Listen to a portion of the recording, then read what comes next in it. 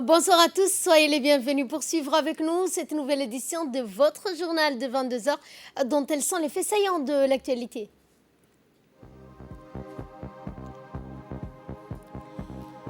Et santé, parlons de l'élaboration de la stratégie pour la réduction de la mortalité néonatale infantile de la mère et de l'enfant.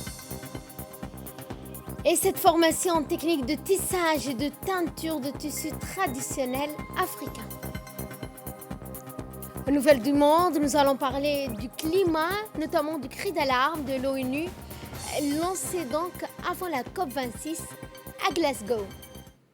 Bonsoir à tous et nous entamons ce journal par ce communiqué de la présidence indiquant que la République de Djibouti suit de très près avec une attention particulière l'évolution de la situation au Soudan et appelle l'ensemble des forces vives de cette nation sœur à préserver l'entente et la concorde nationale. Elle exhorte également les protagonistes de la crise actuelle au Soudan à faire preuve de retenue en privilégiant ainsi l'intérêt national et la réalisation d'accords négociés inclusifs et conformes aux aspirations de l'ensemble des sensibilités politiques de ce pays frère. Djibouti est d'autant plus attaché à la stabilité du Soudan que la persistance de troubles dans ce pays serait de nature à accroître le niveau déjà élevé de crise dans cette région du monde marquée par des conflits à répétition.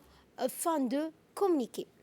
Le Premier ministre Abdelkader Kamel Mohamed et chef de gouvernement par intérim a reçu aujourd'hui en visite de courtoisie l'ambassadeur de la République d'Égypte, Hassan Eldin Efter Reda. Le Premier ministre et chef de gouvernement par intérim, Abdelkader Kamel Mohamed, a souhaité la bienvenue aux diplomates égyptiens. Cette rencontre entre le Premier ministre et l'ambassadeur égyptien a été l'occasion de louer la relation bilatérale qu'entretiennent les deux pays. L'ambassadeur égyptien n'a pas manqué d'évoquer et de remercier la disponibilité du Premier ministre. Un atelier de planification stratégique et de développement d'un outil d'auto-évaluation en matière de droits humains s'est tenu ce matin à la salle de conférence de l'Assemblée nationale. Organisé par la représentation nationale en partenariat avec l'Union européenne, cet atelier a été présidé par le président de l'Assemblée nationale, Mohamed Ali Ahmed. L'organisation de cet atelier s'inscrit dans le cadre de la deuxième phase du projet intitulé PRAN. L'objectif étant d'adopter un plan de travail pour la Commission sur les droits humains et d'identifier une priorité de travail qui sera mise en œuvre d'ici la fin du mandat parlementaire.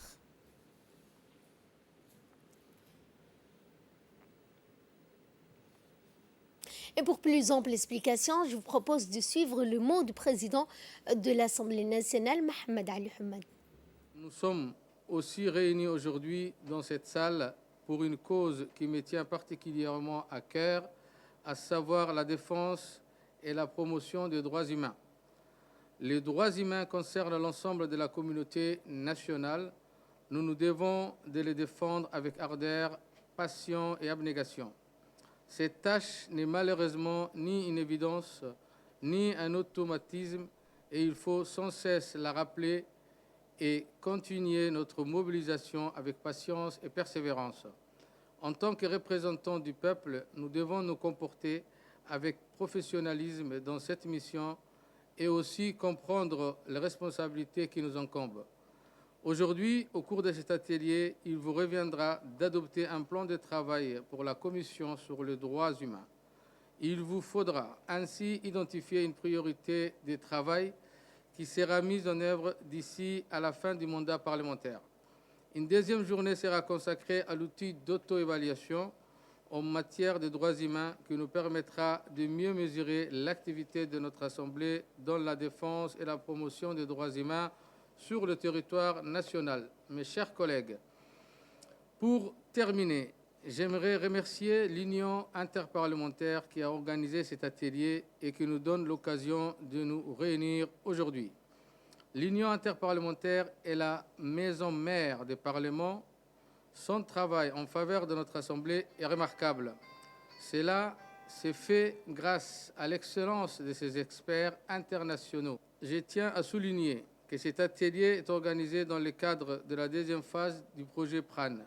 Ce projet est financé par l'Union européenne, comme vous le savez, que je tiens aussi à saluer et à remercier pour son soutien.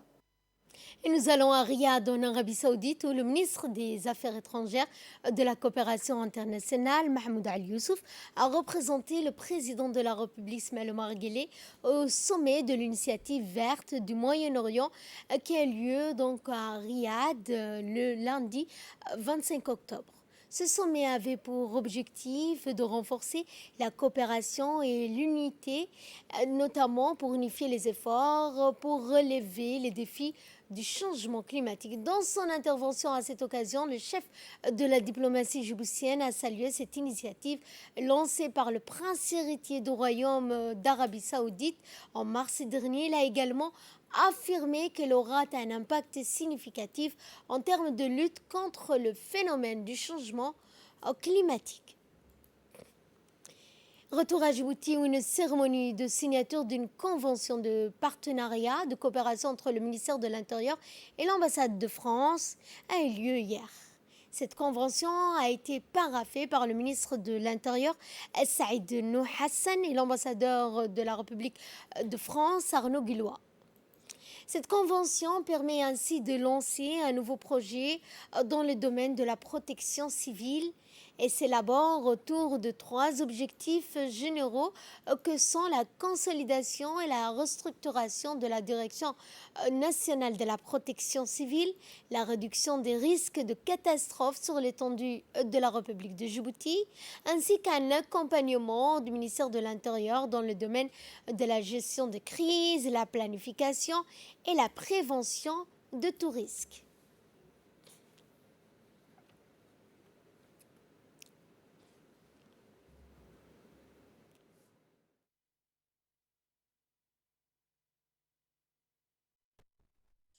De faire est une étape, mais c'est une étape extrêmement importante. C'est-à-dire qu'ensemble, nous lançons un programme, un projet qui tient à cœur des autorités françaises et djiboutiennes et qui vient consolider, renouveler et surtout diversifier notre coopération en matière de sécurité intérieure, déjà très riche entre la République française et la République de Djibouti. Cette dimension protection civile, elle a un rôle clé au bénéfice des populations djiboutiennes. Nous sommes au cœur des activités régaliennes de l'État. La convention qu'on vient de signer est élaborée autour de 3 objectifs assez simples, même si ambitieux. La consolidation de la structuration de la direction nationale, la réduction des risques de catastrophes à Djibouti, et puis l'accompagnement de ce pilier que vous êtes, à la fois dans la prévention, dans la gestion et dans la planification des réponses aux risques. Et quant au ministre de l'Intérieur, Saïd Nou Hassan, il a d'emblée salué l'officialisation de ce partenariat qui consiste, a-t-il dit, à accompagner la Direction nationale de la protection civile dans la gestion de catastrophes. Qui a démarré il y a 1 an et qui aujourd'hui donc se clôture donc positivement par la signature donc de cette convention. J'espère et je n'en doute pas un partenariat riche, gagnant-gagnant et qui permettra à la protection, au département de la protection civile, non seulement de s'améliorer au niveau des opérations sur le terrain, mais également au niveau de la planification et de la vision à long terme. C'est vrai que nous avons eu beaucoup d'échanges, des allers-retours pour peaufiner, améliorer ce document. Et Dieu merci, aujourd'hui nous sommes arrivés donc au terme de cette signature et on ne peut que s'en féliciter. Je souhaite que ce soit le départ d'une collaboration riche et fructueuse dans l'avenir. Et à l'issue de la signature de cette convention, l'ambassadeur de France a eu droit à une visite guidée dans l'enceinte de la caserne des pompiers et suivi des explications du directeur général de la protection civile, M. Mahmoud Moussa Mahmoud, qui a montré à l'ambassadeur Arnaud Guillois, tout d'abord, les matériels à la disposition des sapeurs-pompiers, dont notamment des outils qu'ils disposent en période d'incendie en République de Djibouti. Ensuite, donc, venu le moment de montrer les moyens roulants dont dispose la caserne de pompiers.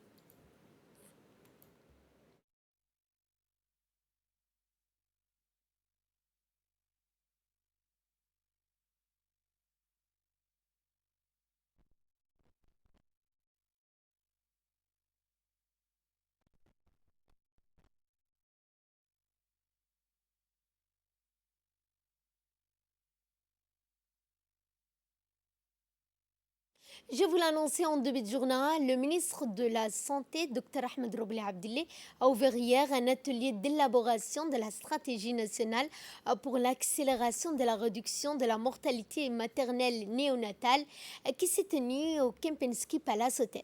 Cette séance d'ouverture s'est déroulée en présence de nombreux partenaires et d'organismes du système des Nations Unies tels que l'ONU-SIDA, l'UNICEF, l'OIM, le FUNUAP, le PNUD et l'OMS. Notons également la participation des représentants de la société civile et des parlementaires qui sont venus enrichir les débats autour de la problématique récurrente de la mortalité de la mère et du nouveau-né à Djibouti.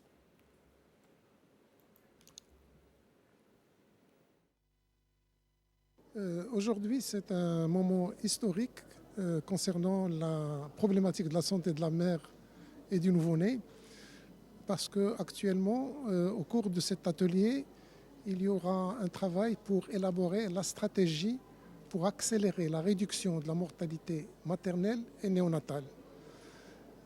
Cette stratégie va essayer de renforcer tous les acquis que le gouvernement du Djibouti et particulièrement le ministère de la Santé a fourni pour réduire la mortalité maternelle et néonatale. En plus, elle va essayer d'élaborer et de mettre en place les axes stratégiques pour réduire cette mortalité maternelle et néonatale. Et suivant cette fois les interventions successives de représentants d'organismes internationaux tels que l'ONU-SIDA, le FUNUAP et l'OIM. Le développement de la stratégie nationale pour accélérer la réduction de la maternité maternelle et néonatale à Djibouti. En effet, la mortalité maternelle et néonatale reste la plus grande disparité en matière de santé entre les pays à faible revenu et ceux à revenus élevés. Les risques diminuent après le premier mois de vie, mais 90% des décès chez les enfants de moins de 5 ans sont imputables à 6 facteurs rattachés au domaine de la santé. Causes néonatales, pneumonie, diarrhée, paludisme, rougeole et VIH-Sida. De nos jours, la mortalité maternelle et infantile nous permet de mesurer l'état de santé d'un pays. Il s'agit d'un indicateur essentiel pour pouvoir observer les progrès réalisés. Il montre clairement qu'à moins de s'attaquer aux inégalités de genre et à la violence sexiste, à moins de garantir l'accès à la santé, aux inégalités de genre et à la violence, à moins de garantir l'accès à la santé et aux droits sexuels et reproductifs, à moins de cesser d'appliquer aux enfants et aux adolescents des interventions conçues pour les adultes et de concevoir à la place des interventions qui répondent à leurs besoins propres, nous n'atteindrons pas les cibles fixées dans les ODD pour la santé et le développement. Le FUNUAP s'inscrit vraiment et s'engage dans cette stratégie comme il est engagé au niveau global dans la stratégie globale de la santé de la femme, de l'enfant et des adolescents. C'est ça. Nous sommes prêts à... Enfin, je crois que cette stratégie nous servira de plateforme pour inscrire tous les programmes qu'on pourrait faire dans ce domaine. Et j'espère aussi que beaucoup plus d'acteurs, enfin de nombreux acteurs seront engagés parce qu'elle est la santé maternelle et de l'enfant dépasse le cadre du ministère de la Santé.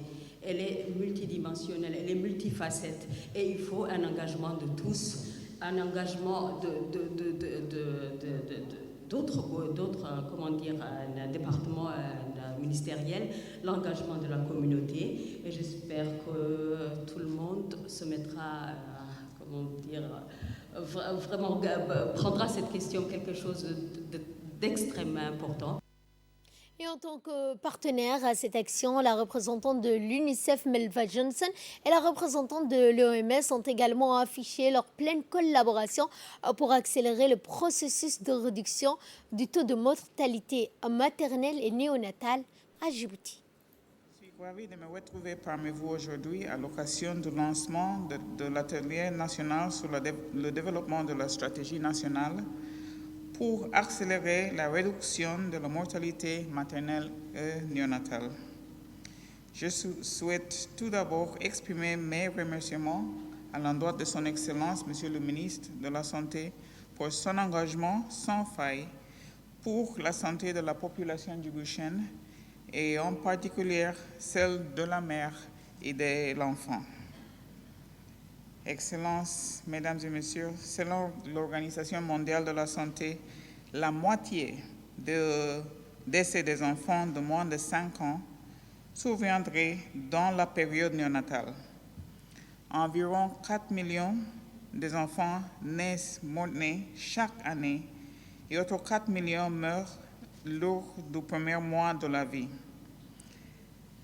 Parmi ceux-ci, 2 millions meurent durant la première semaine de vie et en particulier au cours du premier jour. Vision stratégique avec des axes stratégiques qui sont basés sur la science, sur les évidences, sur les recommandations de l'OMS et d'autres organisations qui sont ici. Et c'est une fois qu'on a cette stratégie qu'ensemble, on va se battre pour chaque femme. Surtout, je parle de nouveau, monsieur le représentant de l'HCR, monsieur le représentant du IOM, pensez à une femme qui n'est pas peut-être à Djibouti, qui ne peut pas aller dans un hôpital, qui va peut-être accoucher dans des conditions qu'on ne voudrait pas nous-mêmes, pour soi-même, pour nos filles. Pensez à ces femmes. Pendant ces 4 jours, profitez, soyez francs, osez poser des questions pour que cette stratégie soit une stratégie qui est une stratégie nationale, qui vous appartient, qui appartient à tout le monde et que nous, comme partenaires du système des Nations Unies, on peut appuyer, financer techniquement pour faire la différence, pour que dans quelques années, ces inégalités qu'on voit malheureusement, on ne les verra plus et qu'on peut fêter chaque grossesse, chaque naissance de chaque petit bébé djiboutien qui naîtra. Et en clôturant la série des interventions, le ministre de la Santé, Dr Ahmed Roblé, a rappelé à l'ensemble des parties prenantes leur rôle indispensable dans l'élaboration ainsi que dans la mise en œuvre de cette stratégie d'accélération visant à réduire la mortalité de la mère et du nouveau-né. C'est un immense plaisir de présider ce matin le lancement officiel de la stratégie nationale d'accélération de la réduction de la mortalité maternelle et néonatale. Il s'agit d'une problématique qui me touche particulièrement et pour laquelle les statistiques, je ne vais pas encore donner d'autres statistiques, restent très préoccupantes. Mesdames et messieurs, les progrès notables réalisés durant ces dernières années par le gouvernement du président de la République, Ismaël Omar Guelleh, dans la prise en charge de la santé de la mère et de l'enfant dans sa globalité. Toutefois, la mortalité maternelle et néonatale reste très élevée. Les analyses menées sur la situation sanitaire montrent que la plupart des causes sont des causes évitables si des interventions efficaces sont mises en œuvre.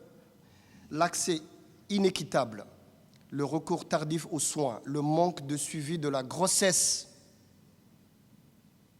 les CPN, il faut qu'on renforce. Le 4e CPN, les gens ne viennent pas. C'est une catastrophe. Donc il faut qu'on travaille sur ces CPN-là, consultation prénatale, le suivi de la grossesse, sont tout autant de failles identifiées qu'il nous faut maintenant véritablement prendre en considération. Mais c'est surtout à travers un renforcement du système de santé dans sa globalité que nous atteindrons les objectifs de réduction visés. C'est pourquoi Djibouti vise, à travers son plan de développement national, l'amélioration de la couverture sanitaire, l'intégration des soins préventifs et curatifs adaptés au contexte épidémiologique et les besoins de la population, le renforcement du financement et de la gouvernance, le renforcement du système d'information de la santé.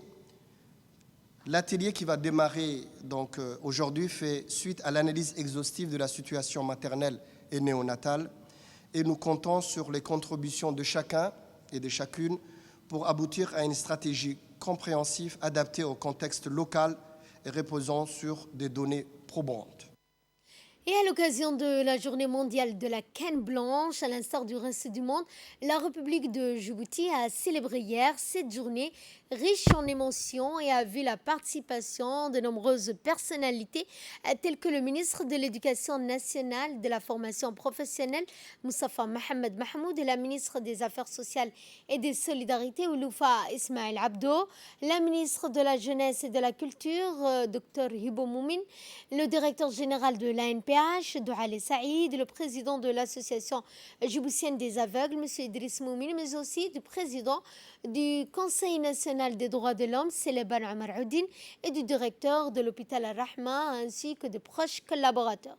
Des chants, des sketchs ont ponctué cette journée qui a été également marquée par des interventions successives des officiels qui ont tous salué le leadership et la détermination du gouvernement et des autorités djiboutiennes à garantir à toutes les personnes souffrant d'un handicap sur l'ensemble du territoire national leurs droits les plus indispensables. Il est également souligné au passage la présence remarquée des associations des personnes handicapées à Djibouti.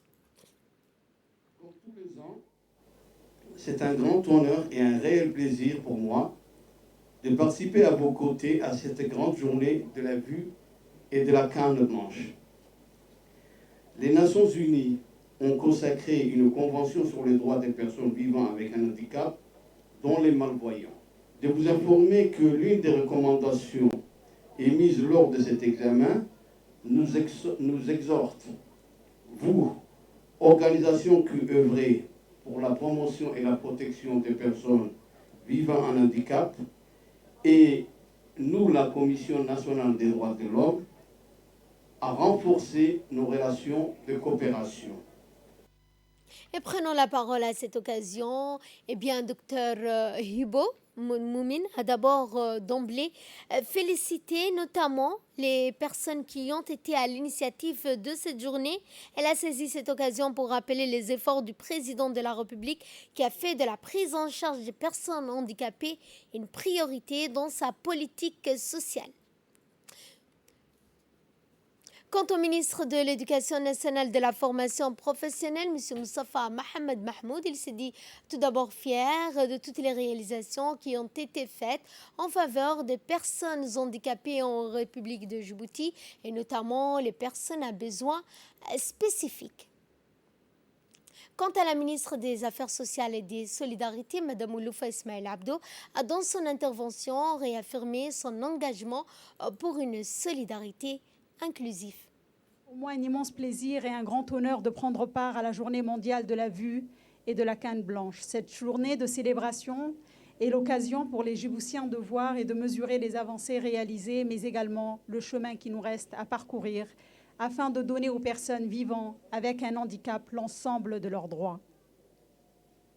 Ce qui résume ma pensée, je dirais, agir en faveur de l'handicap, c'est aussi changer le regard de la société, créer un environnement favorable et garantir une protection sociale suffisante. C'est pourquoi le ministère des Affaires sociales et des Solidarités apporte et apportera, autant que faire se peut, son soutien à toutes les initiatives en faveur de la promotion des droits des personnes à besoins spécifiques. Mesdames et messieurs, avant toute chose, je tiens à saluer l'engagement constant et personnel du président de la République, son Excellence, M. Ismail Omar Guelleh, qui a tenu à inscrire la question des droits des personnes à besoins spécifiques dans la priorité de son agenda gouvernemental. Cet engagement s'est traduit par 3 avancées majeures. Tout d'abord, la création en 2018 de l'Agence nationale des personnes handicapées, à sa tête M. Douale, qui a pour objet de promouvoir la participation, l'intégration et l'égalité des chances des personnes handicapées dans tous les domaines de la vie sociale, mais aussi par la promulgation de la loi numéro 207 relative à la promotion et à la protection des droits des personnes à besoins spéciaux. Et enfin, nous sommes en train de faire passer, en tout cas c'est passé en Conseil des ministres déjà, la stratégie nationale de l'handicap et qui est également passée en Commission pour le développement social et la protection de l'environnement la semaine dernière. Dans l'actualité également et dans le cadre de la coopération Sud-Sud, dans la promotion du Made in Africa, une cérémonie de fin de formation s'est tenue ce matin au Palais du Peuple pour la remise de certificats de formation en technique de tissage de teinture de tissu traditionnel africain. Alors arrivé le ministre du Commerce et du Tourisme, M. Mohamed Ouarsama Diria, accompagné de la ministre de la Culture et de la Jeunesse, Dr Hibo Moumina Assoui, ont été accueillis par les responsables du Salon international du textile africain. En effet, cette formation qui s'est tenue à l'Institut des Arts djiboutiens et qui a duré 14 jours avait pour mission de doter 50 participants venus des régions de l'intérieur du pays sur les principes de base et les techniques de teinture, mais aussi de tissage nécessaires à l'élaboration de leur propre unité de confection de tissus traditionnels sans assistance. Eh bien, cette formation a permis d'outiller les bénéficiaires des techniques de confection, de paniers traditionnels de qualité conforme aux normes de production. Eh bien, les participants ont eu l'occasion de se familiariser à des pratiques de métier de tissage traditionnel.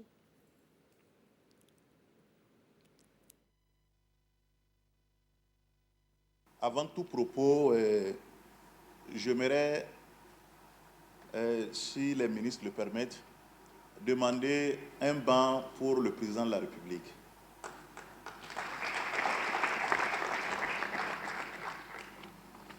Je demande un banc parce que tout simplement, il a réalisé quelque chose de très important pour son peuple.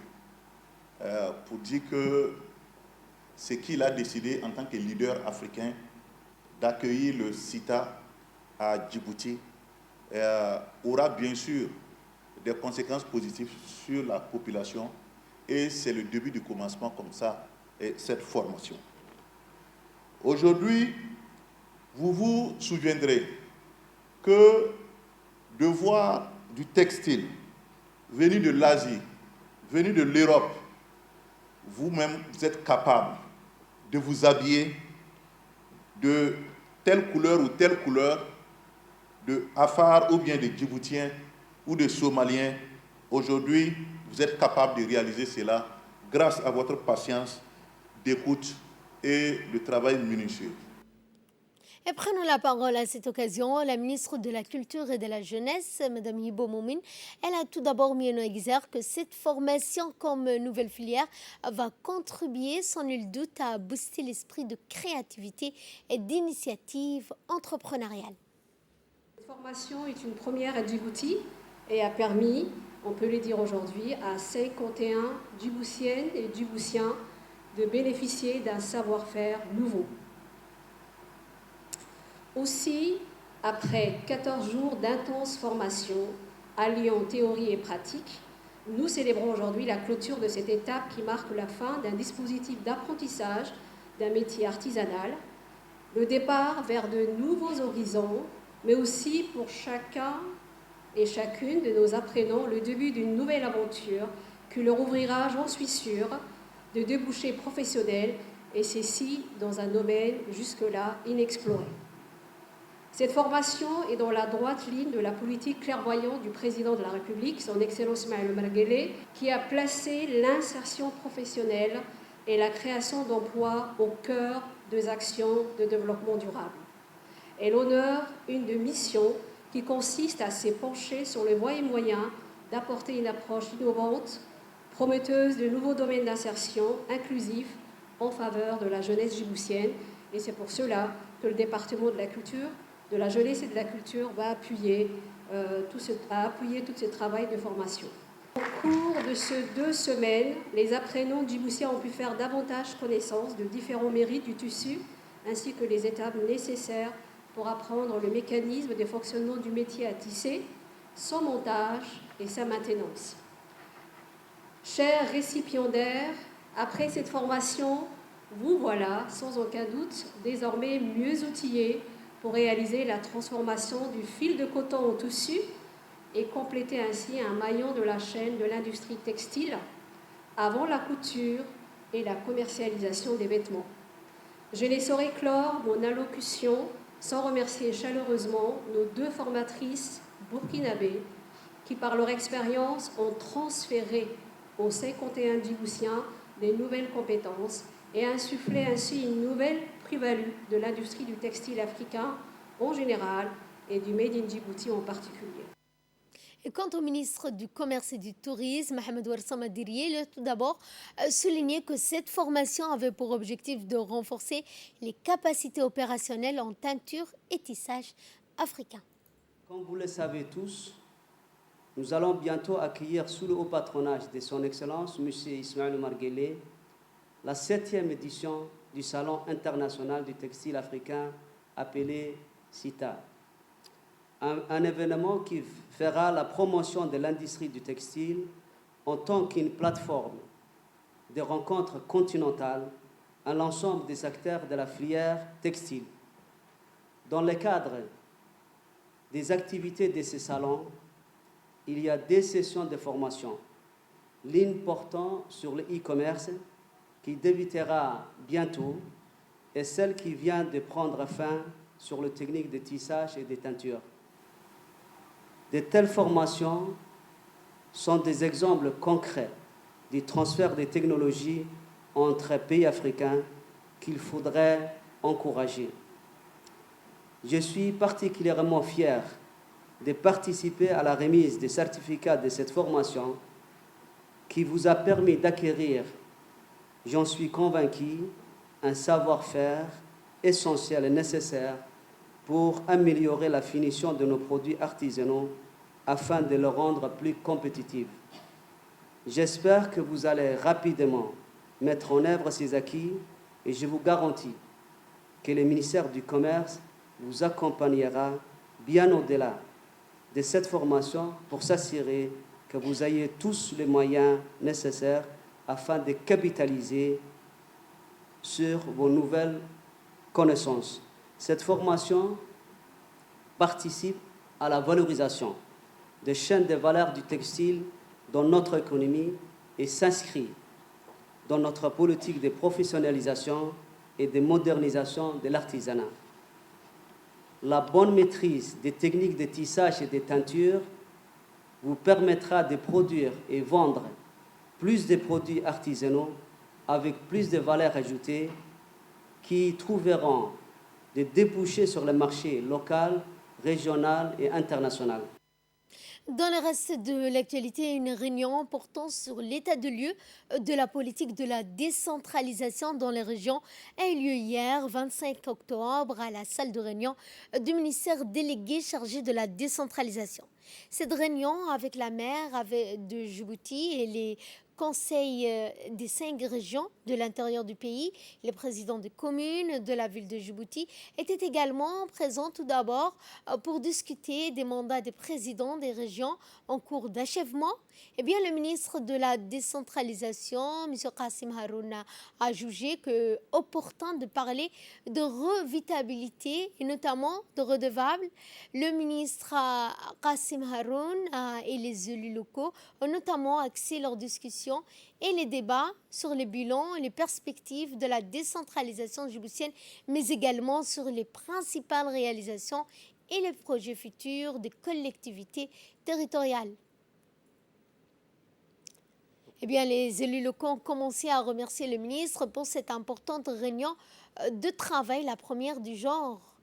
Le ministre a, quant à lui, M. Kassim Harouna Ali, a précisé que la réunion permettra de passer en revue les actions entreprises pour tirer les leçons des expériences difficiles passées et trouver également les voies et moyens d'éviter les mêmes difficultés dans le futur. La réunion d'aujourd'hui est la première de ce genre depuis ma nomination à la tête du département de la décentralisation. C'est aussi la première fois que nous, tous acteurs de la décentralisation, nous soyons réunis ensemble pour échanger des questions qui sont au centre de nos intérêts. Il faut savoir que la décentralisation est un long processus, une réforme politique qui demande de la patience et qui reste inachevée dans de nombreux pays, malgré leurs avantages. Si j'essaie de résumer la décentralisation en quelques phrases, je dirais qu'il s'agit d'un système politique qui se caractérise par le transfert de compétences du pouvoir de l'État à des organes, des élites dotés d'un statut juridique distinct. Dans le cadre de notre pays, ces organes sont les conseils régionaux et la ville de Djibouti. C'est dans ce contexte difficile qu'a longtemps évolué la décentralisation djiboutienne jusqu'à la création d'un ministère dédié à la décentralisation en 2016. La création du ministère délégué chargé de la décentralisation répondait à une volonté politique affirmée de son Excellence, Monsieur le Président de la République, Ismaël Omar Guelleh. Enfin, il faut reconnaître les mérites de notre gouvernement qui a plaidé auprès des partenaires pour trouver un financement au processus de la décentralisation à Djibouti. C'est grâce au gouvernement de Djibouti, représenté par l'ordonnateur national, que l'Union européenne et l'AFD ont bien voulu appuyer le processus de la décentralisation djiboutienne en octroyant des fonds conséquents à travers 2 grands projets. Je terminerai mon allocution par un message d'encouragement à vous. Vous êtes les premiers responsables et acteurs de la décentralisation, en vous exhortant de ne pas baisser les bras devant les difficultés, de faire preuve d'union, de solidarité et surtout de ne pas considérer le manque de moyens comme un obstacle à atteindre vos objectifs. Direction Dikil, où la ministre de la Femme et de la Famille, Mme Mouna Ousmane Aden, s'est rendue dans la ville de l'Unité hier, accompagnée de ses proches collaborateurs. La ministre a été accueillie chaleureusement par le préfet de la région de Dikil, Aden Darar Moussa, le président du conseil régional, Abdurrahman Younissaré, les jeunes, les femmes, les chefs coutumiers de la région. Après la traditionnelle halte à la préfecture, la ministre s'est rendue au siège du conseil régional où l'attendait une aide d'honneur de folklore, de bienvenue entourée de sa délégation. Elle a rejoint la population de Dikil qui l'attendait dans la grande salle de réunion pour entamer les discussions. Eh bien, les débats étaient fructueux et instructifs et cela a donné à la ministre une vue d'ensemble quant aux actions du ministère, des pistes de solutions pour pallier aux difficultés soulevées ont même été dégagées durant ces échanges.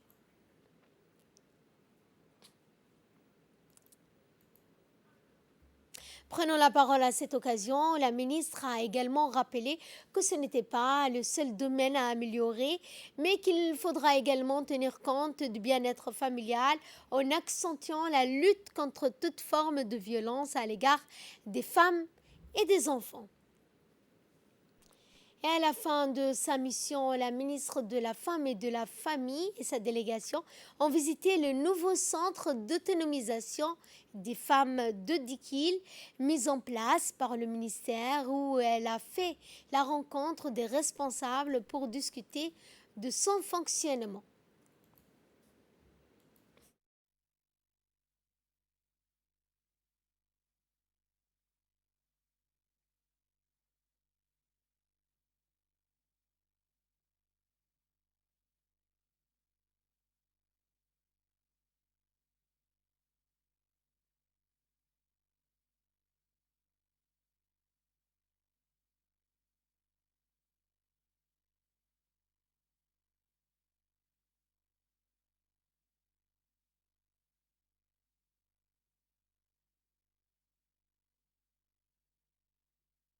Une chronologie pour clore l'actualité nationale. Nous avons appris avec regret le décès de feu Daoud Mohamed, survenu hier à Djibouti.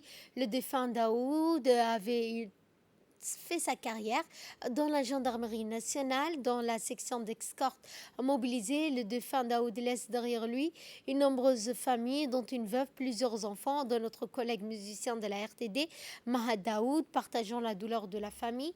Nous prions le tout miséricordieux de l'accueillir dans son paradis éternel. Inna lillah wa inna ilayhi raji'un. Et de là, nous passons à ce qui domine l'actualité internationale et notamment ces cris d'alarme de l'ONU avant la COP26. À 5 jours de la COP26 à Glasgow, l'Organisation des Nations Unies tire la sonnette d'alarme sur le réchauffement climatique. Les gaz à effet de serre ont atteint les sommets en 2020.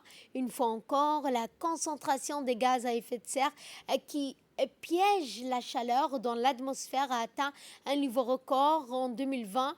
Le constat du dernier bulletin de l'Organisation météorologique mondiale, une agence de l'ONU, est sans appel.